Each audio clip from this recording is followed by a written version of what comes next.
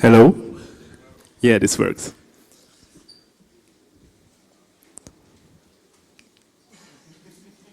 So, hello everybody, my name is Simon and I will talking about to you today about building a convenient JavaScript interface to the Ethereum smart contracts. For those of you who don't know what Ethereum smart contracts are, get yourself informed, it will change the world. But so as front-end developers, you can think about it as, it's similar to Redux. So you have a state that's distributed and decentralized, and then you can trigger transactions that change the state, and so in a way that everybody knows what's the current state, and that makes it secure. And smart contracts are more or less just code. It's not a contract, and they are not smart like AI. So this thing does not work. Okay, so then we come to Melon.js. That's our the project I want to talk about. That's kind of the vehicle for the talk, because I don't want to advertise that much. So, but to think about the Melon.js, I want to talk a bit about the Melon protocol. The Melon protocol is a set of smart contracts which enables the secure management of assets on the blockchain. So maybe for some of you, there are a lot of buzzwords, so we go into it. It's about fintech, it's about bitcoins, it's about smart contracts, blockchain, asset management, hedge funds, money, numbers. We are there, more or less. So why do we need to have a JS interface to all this stuff? It's simple. First, we want to help you and all the other developers to build trading bots or build your white label software that helps user with great UX make their asset management. But on the other side, we want to help ourselves to have a clear separation of concerns, and we say the Melon.js is the core that every component on our architecture interacts with, and then with the blockchain, because it helps. To interact with the blockchain, it's a little bit complicated. So here are the points again. So that's the next thing that I want to talk about, is the challenges. The problem with the blockchain is it is a really low-level state machine. So we have problems like this. If I query for the balance of a certain account, I get a number like this. It's denominated in Wei, the smallest portion of Ether. So who can see in one glimpse how much Ether it is? It's 3.7. Was easy, right? Because Ether has 80 decimals, so we have really a problem there with human consumable numbers. Then second problem is this one.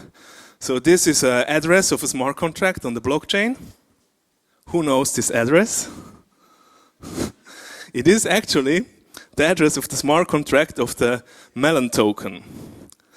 So that's more or less the problems that we have. We have these token decimals, nobody knows them, they're hard to see. We have the contract addresses, then we have a gas estimation problem. Every computational step on the blockchain costs gas that you need to pay for, and you need to know upfront how much gas you will need to pay for a certain transaction, stuff like this. Then we have multi-step actions, consistency problems, error handling and traces.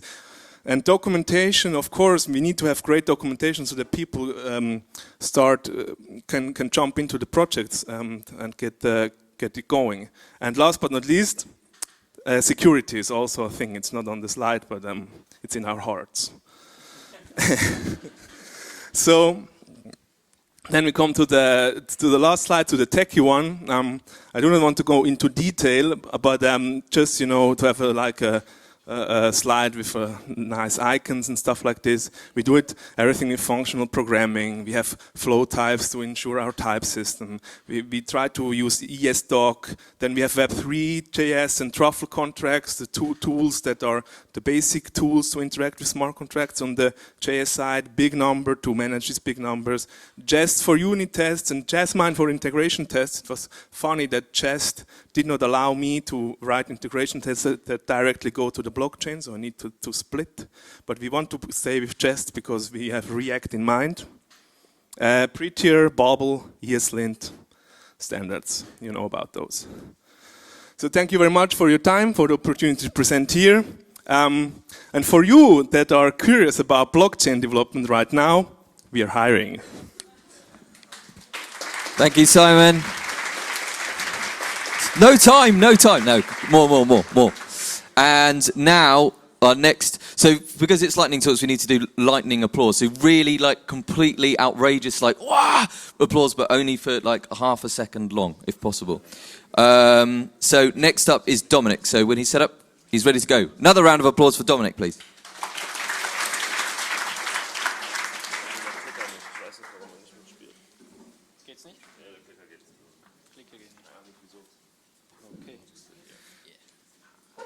Hello, everybody. My name is Dominic. I work as developer for Kubera Solutions. This is basically our background, so we cover quite a lot of fields. Today I'm talking about WebRTC.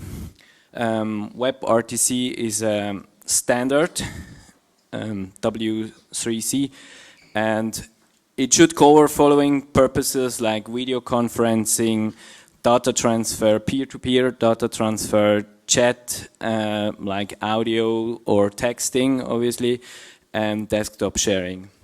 And the one framework which is widely available is the Open WebRTC, and is like as a BSD-like license.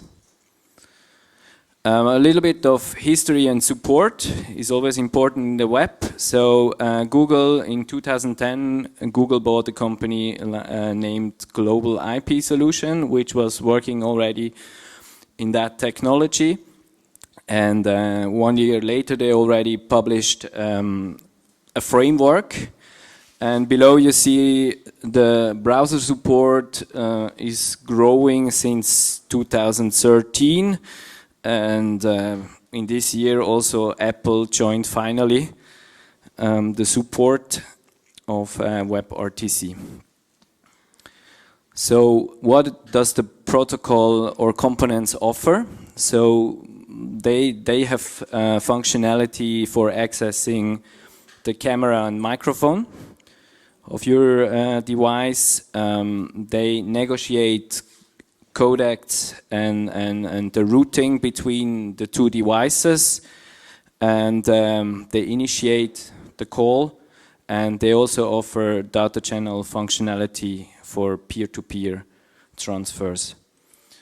But sadly you have to do still some things to get like a call done with WebRTC. So some kind, you have to create a directory where all your members or whatever possible persons to call are listed and collected.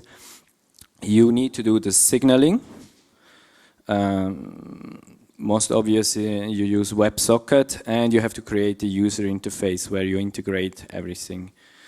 So now we do a little bit a call quickly, like concept-wise, like Tom wants to call Anna via web. So Tom registers with your WebRTC app. The app connects to a socket service. He gets some ID from there, and then he registers his name and the ID with the directory service, so all the other members can see him. And then he decides to call Anna, which was doing the same. And then the device of Tom is sending an offer by the signaling channel, in this example the socket service, to Anna's device. And yeah, your application then gives Anna the choice to accept the call or deny it. And then the answer goes back. So the offer and the answer contains some constraints, like, okay, is it an audio call, video call, does it contain data, or this kind of information. And then starts a helpful functionality of the WebRTC framework, like trying to find out what is the optimum route between the two devices.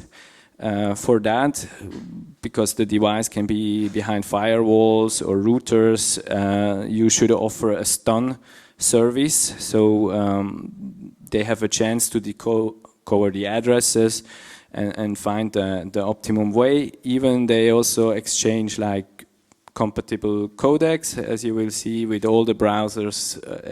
They support different codecs, but this is all handled by WebRTC itself.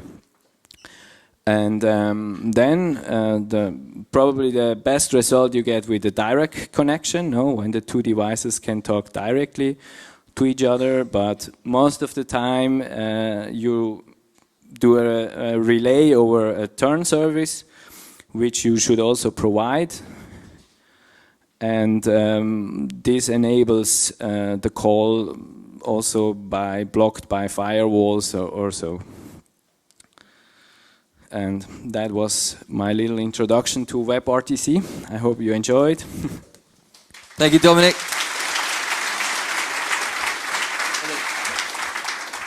And next is Lucas.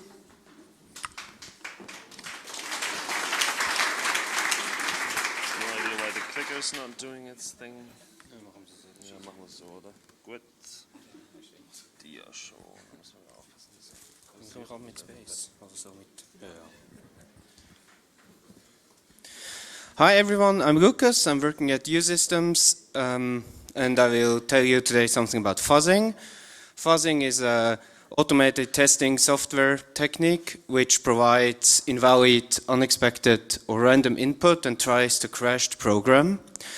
It was invented really long ago in the late 50s when people took random punch cards from the trash and just input it to the programs to see if it breaks or not and start the debugging.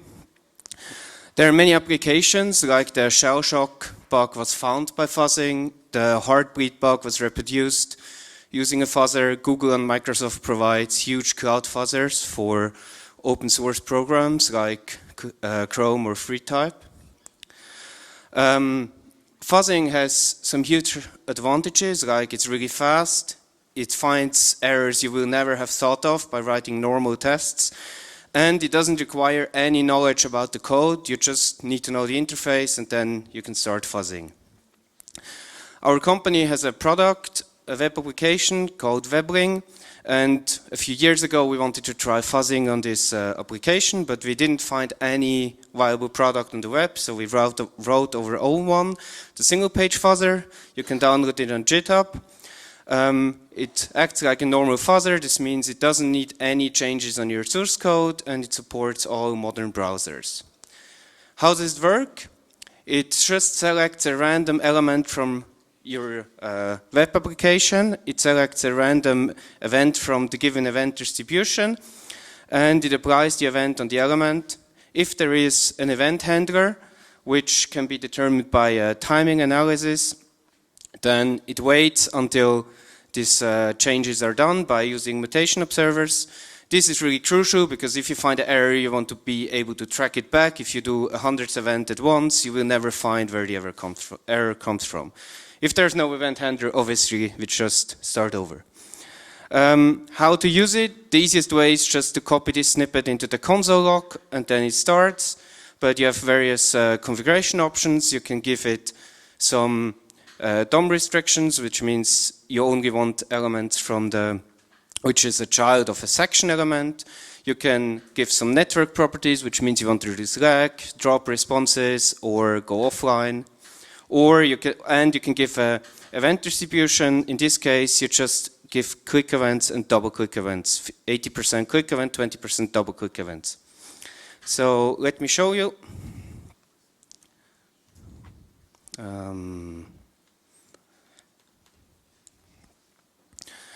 On the GitHub page, we have a short example script which can be used to do MVC. I just picked one which shows nicely how it works. So I just paste, however, this into console, and what's happening? You see a lot of errors down here. So what would I do? Now I want to update later. What would I start to do? I would just enable the debugger, reload the page, and start over again. We see immediately, well, there is an error, like new title is undefined, which obviously you can't call trim. So how can this happen?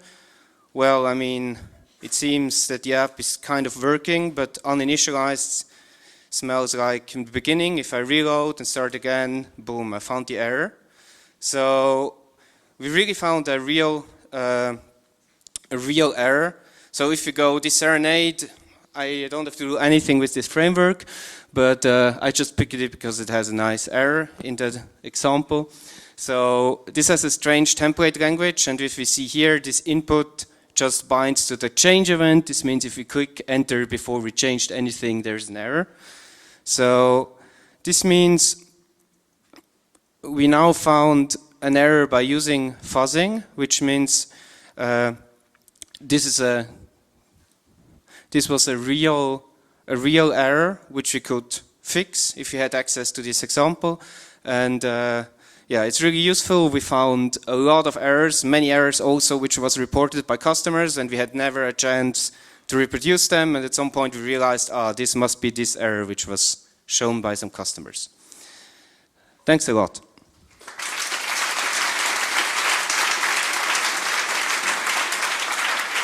Thank you, Lucas. And last but not least, it's Grigory. Big round of applause for him, please.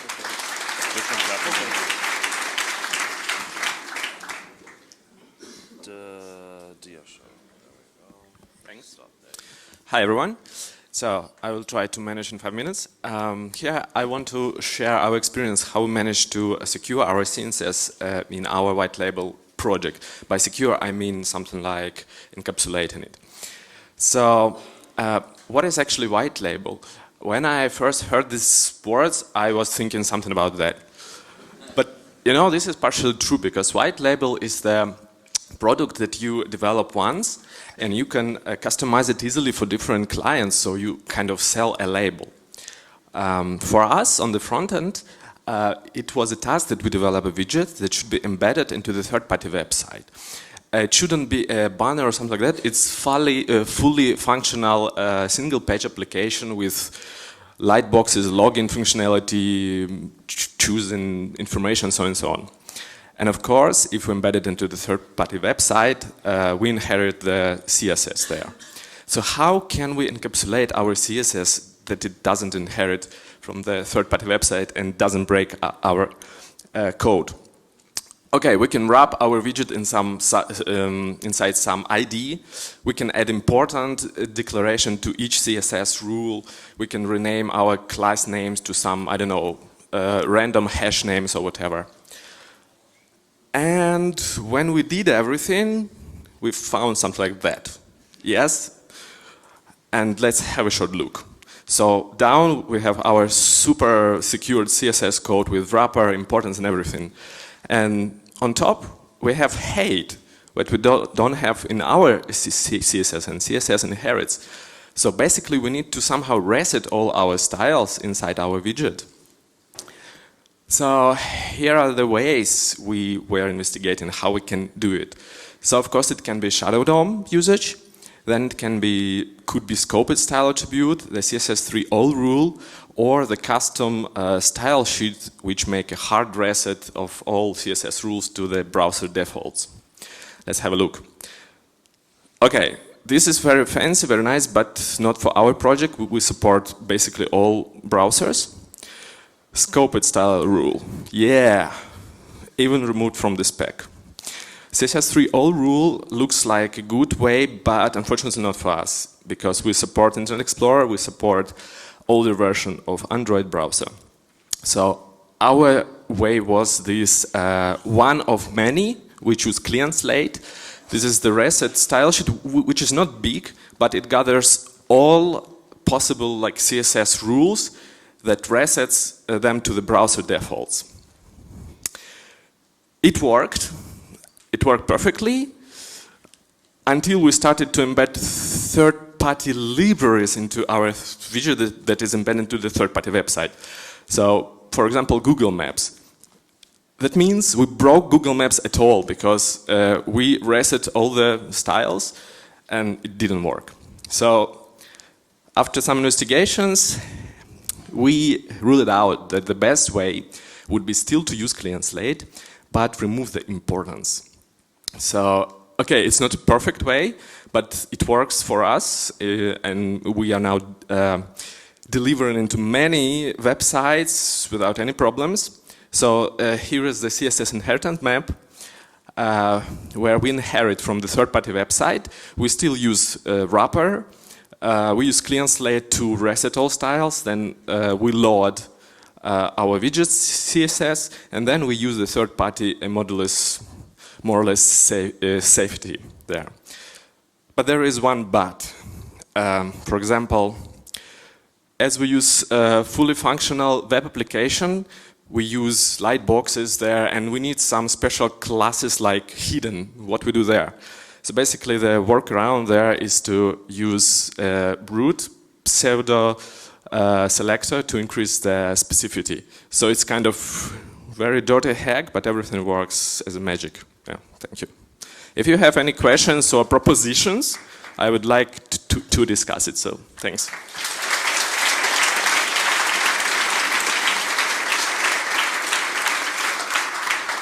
Thank you very much, Gregory. That's really interesting because I had exactly that problem recently, and it was a combination of Shadow DOM and all sorts at the same time. It never quite works perfectly, and they lie to us about Shadow DOM. Shadow DOM does not actually encapsulate CSS anyway.